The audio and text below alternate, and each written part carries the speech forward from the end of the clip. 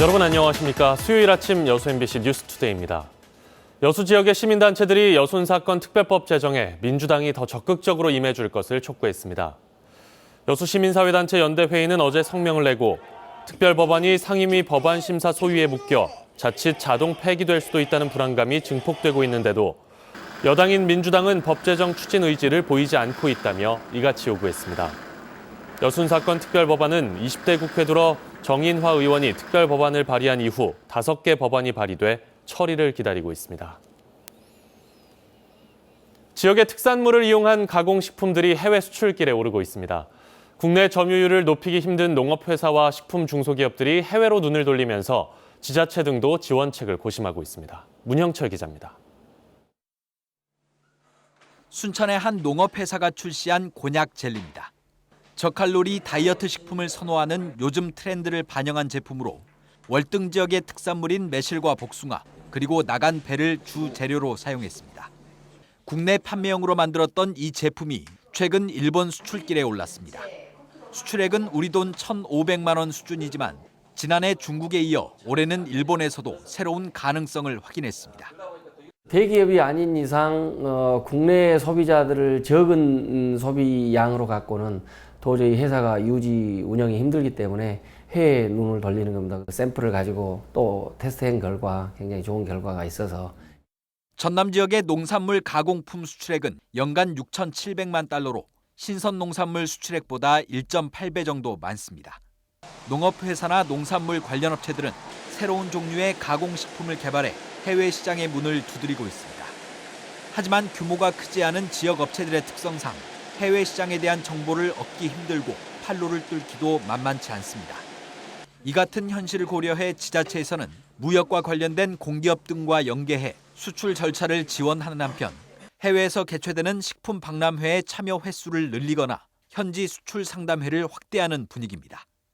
상하이나 베이징 정도 이렇게 규모가 있는 박람회를 참석을 하고 하반기에는 또 수출 시장 또 같이 개척해서 자체 가공시설을 갖추지 못한 일부 업체들은 경기도 등 타 지역 업체의 제품 생산을 맡기고 있어 식품 가공 인프라를 확보하는 것도 지역 농식품 산업의 경쟁력을 높이기 위한 과제로 지목되고 있습니다. MBC 뉴스 문형철입니다. 순천시와 전라남도가 공동으로 건립한 순천 뿌리기술지원센터 개소식이 어제 순천 해룡산단에서 열렸습니다. 한국생산기술연구원 순천 뿌리기술지원센터는 국비 100억 원을 포함해 도비와 시비 192억 원이 투입됐으며 뿌리기술 지원 시스템과 시제품 제조 공정 장비, 기술 인력 인프라를 구축해 전남 제조 산업의 핵심 기술을 지원하게 됩니다. 뿌리기술은 주조와 금형, 표면 처리, 열 처리 등의 6대 공정 기술을 말하며 이번 센터 건립으로 소재와 부품, 완제품의 중간 공정의 제품을 생산하는 산업의 기반이 될 것으로 전망됩니다. 여수산단 대기 측정치 기록 위반 배출업체들이 환경시설에 총 4천억여 원을 투자할 전망입니다. GS칼텍스와 하나케미컬 등 관련 기업들은 여수시청에서 열린 민관협력 거버넌스위원회 10차 회의에서 지난 6월 발표한 3,250억 원보다 900억 원 정도 늘어난 4,159억 원을 투자하겠다고 발표했습니다. 위원들은 이 같은 투자 계획에 대해 대기 환경학회 등의 적정성 검토를 의뢰해 명확히 검증하기로 했습니다. 그동안 합의에 난항을 겪어온 산단 주변 환경 실태 조사와 주민 건강 역학조사 시행 방안에 대해서는 대기 분야에 중점을 두되 토양과 수질 분야 조사도 함께 실시하기로 했습니다. 집권 후반기에 접어든 문재인 대통령이 어젯밤 국민들과 대화에 나섰습니다. 각본 없이 진행된 생방송 현장 분위기가 아주 뜨거웠는데요. 대통령에게 묻고 싶은 지역의 목소리를 조희원 기자가 모았습니다. 도 전체 인구의 17%가 농업에 종사하는 한국의 곳간 전라남도.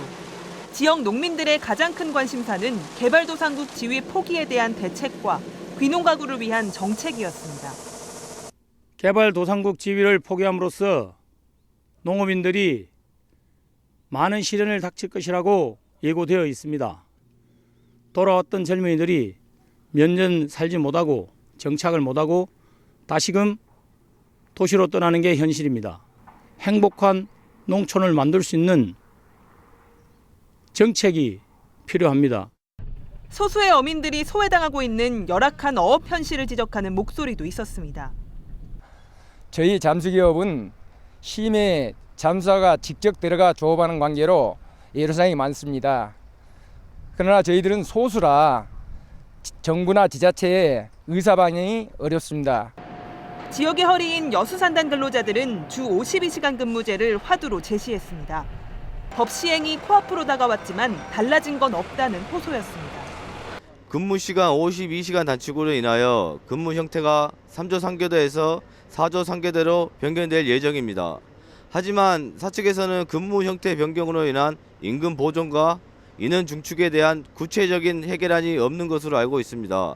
작업의 강도만 높아지고 있는 실정입니다.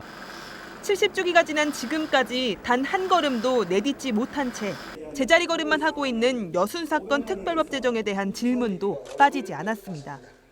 유족분들이 지금 80대 후반기 노련히 거기서 접어들고 있습니다.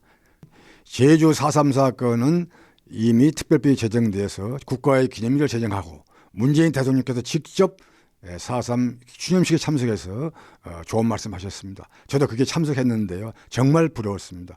우리도 대통령께서 20대 국회 임기 내에 특별법이 제정할 수 있도록 어느덧 임기 절반을 마친 문재인 정부. 각계각층에서 모인 시민들의 목소리는 집권 후반기에 접어든 정부가 풀어야 할 숙제였습니다. MBC 뉴스 조유원입니다.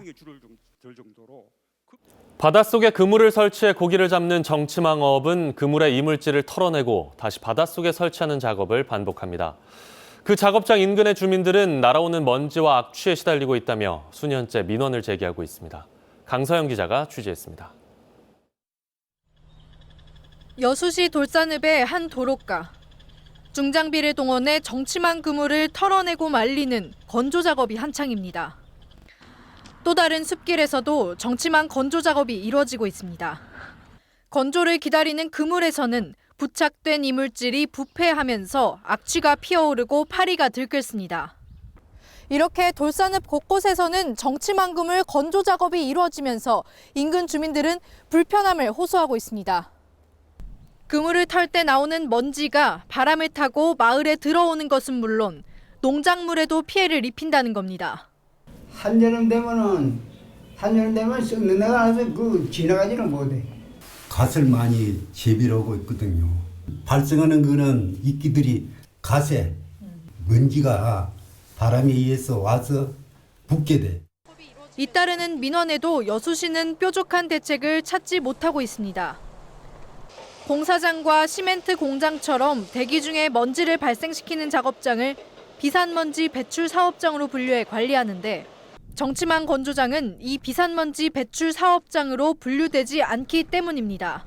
이제 정치망을 이제 말리고 터는 것 자체가 저희 이제 환경 관련 법적으로 규제할 수 있는 사항이 없어요. 정치망 어업 종사자들도 건조장 부지를 사들여 합법적으로 그물 건조 작업에 나서고 있기 때문에 문제가 되지 않는다는 입장입니다. 하지만 인근 주민들은 피해가 해마다 되풀이되고 있는데도 행정이 뒷짐만 지고 있다며 불만을 표출하고 있습니다. 법적으로 문제되지 않는다는 정치망 업계와 그물 건조 과정에서 발생하는 피해를 더 이상 못 참겠다는 주민 사이에서 당분간 해결점을 찾기가 쉽지 않아 보입니다. MBC 뉴스 강서영입니다. 정부가 대입 정시 확대 방침을 밝힌 가운데 전라남도가 일반고 진로 진학 방안을 다음 달 31일 발표하기로 했습니다. 전라남도 교육청에 따르면 이와 관련해 일반고 진로 진학 지도 방안 수립 TF팀을 구성한 가운데 교육부 대입제도 개편안 분석과 현장 교사 의견 수렴을 거쳐 다음 달 24일 진로 진학 방안을 확정하기로 했습니다. 장서궁 전남교육감은 진로 진학 방안을 발표한 뒤 내년 1월부터 학부모 홍보와 교원 연수 등을 가질 방침입니다. 이어서 광주 소식입니다. 광주 민간공원 특례사업 특혜 의혹에 대한 검찰의 수사가 한층 더 강화되는 분위기입니다. 검찰이 이용섭 광주시장의 정부 특보 사무실을 압수수색했습니다. 이계상 기자의 보도입니다. 민간공원 특례사업 의혹을 수사 중인 광주지검이 또다시 광주시청을 압수수색했습니다. 지난 9월 2차례 압수수색에 이어 이번이 세 번째입니다. 이번 압수수색 대상은 이용섭 시장 최측근인 정무특보의 사무실로 수사관들은 사무실 컴퓨터와 자료 등을 철저하게 찾아내 확보한 것으로 알려졌습니다. 지난주에 정종재 광주시 행정부시장과 윤영열 감사위원장에 대한 구속영장이 법원에서 기각된 이후 검찰이 추가 증거 자료를 확보하기 위해서 전격적으로 압수수색을 벌인 것으로 분석됩니다. 이에 따라 정 부시장과 윤 위원장에 대한 구속영장이 조만간 재청구될 가능성이 높아졌습니다. 특히 이번 압수수색을 통해서 이용섭 광주시장이 민간공원 특례사업 우선 협상 대상자를 변경하는 과정에 관여한 정황이 나올 경우 이 시장 역시 검찰의 소환 대상이 될 것으로 전해졌습니다. 한편 검찰이 민간공원 특례사업 특혜 의혹을 수사하는 과정에서 불법 당원 모집 등 공직선거법 위반 정황도 포착한 것으로 알려져 수사 대상이 누군지 얼마나 확대될 것인지에도 광주시의 안팎에 이목이 쏠리고 있습니다. MBC 뉴스 이계상입니다. 광양시가 중소기업진흥공단 연수원 유치를 위해 적극적인 국비 확보에 나섰습니다. 광양시는 어제 중소기업 연수원 관련 타당성 연구 용역에서 긍정적인 결과가 나왔다며 앞으로 연수원 유치를 위한 전략을 마련하고 정부와 국회 등을 지속적으로 방문해 사업의 시급성과 차별성을 알리겠다고 밝혔습니다. 특히 이번 용역에서는 중소기업 대상 설문조사의 경우 연수원 유치와 설립이 필요하다는 응답이 90.3%로 나왔고 접근성과 산단 밀집도 등을 고려해 광영동 일원이 부지로 제시됐습니다. 남해화학 비정규직 노동자들이 해고 저지 투쟁에 들어간 지 2달 만에 사측과 협상을 체결했습니다. 남해화학 사내하청 업체인 A업체는 어제 오전 재고용 대상에서 제외됐던 민주노총 소속 노동자 29명을 전원 고용 승계하기로 했습니다. A업체는 남해화학으로부터 생산 포장 물량을 확대 지원받는 조건으로 고용계약을 체결한 것으로 알려졌습니다. 광양시 지역문화도시 기반 조성을 위해 예술품 경매를 개최합니다. 광양시는 오는 27일부터 열흘 동안 문화예술회관에서 국내 작가들의 작품 400여 점을 전시하고 이후에 관람객들을 대상으로 미술품 경매를 실시해 미술시장 활성화에 도움이 될 것으로 기대됩니다. 이와 함께 광양시는 내년 도립미술관 개관에 맞춰 다양한 특화 프로그램을 추진할 계획이라며 시민들의 적극적인 참여를 당부했습니다. 전국경제자유구역청의 사업 현황을 공유하기 위한 제5차 혁신추진협의회가 어제 여수 경도에서 열렸습니다. 이 자리에서 광양경제청은 포스코의 신사업 진출에 따라 2차 전지 핵심 소재인 양극재와 리튬 공장 등의 투자 유치를 추진하고 초경량 마그네슘 소재 부품 산업을 육성할 계획이라고 밝혔습니다. 한편 이번 협의회에서 전국 7개 경제자유구역청은 법인세와 소득세 감면제도 폐지로 투자 유치 활동이 위축되고 있다며 정부의 재정 지원과 투자 유치 플랫폼 구축 등의 내용을 담은 공동 건의문을 채택했습니다. 오늘 아침 절정에 달하고 있습니다. 이 시각 서울의 기온을 보시면 영하 4.4도까지 뚝 떨어지면서 하루 만에 올가을 최저 기온을 갈아치우고 있는데요. 그래도 다행인 건 내일 낮부터는 서쪽에서 따뜻한 공기가 들어와 추위를 서서히 밀어내서요. 절기상 소설인 모레는 낮 기온이 16도로 오늘보다 무려 10도가량 올라서 활동하기 한결 더 수월해지겠습니다. 또 오늘도 유입되는 먼지 없이 공기질 내내 청정하겠습니다. 단 대기가 갈수록 메말라가면서 어제 강원 영동 지방에는 새롭게 건조주의보가 내려졌는데요. 산간지방에서는 초속 10m 안팎의 강풍도 우려돼서 불씨 관리 잘해주셔야겠습니다. 현재 위성 영상을 보시면 울릉도 쪽에만 약하게 비가 오고 있고 내륙의 하늘 전반적으로 맑게 드러나 있습니다. 오늘 우리나라는 서쪽 고기압의 영향권을 들겠습니다. 현재 기온 보시면 서울이 영하 4.4도, 대구 1.1도로 어제 같은 시각보다 최고 5도가량 낮게 출발하고 있고요. 한낮 기온은 서울 6도, 대전 9도, 광주와 대구 10도로 어제보다 2도에서 4도가량 높아서 일교차가 크게 벌어지겠습니다. 날씨였습니다.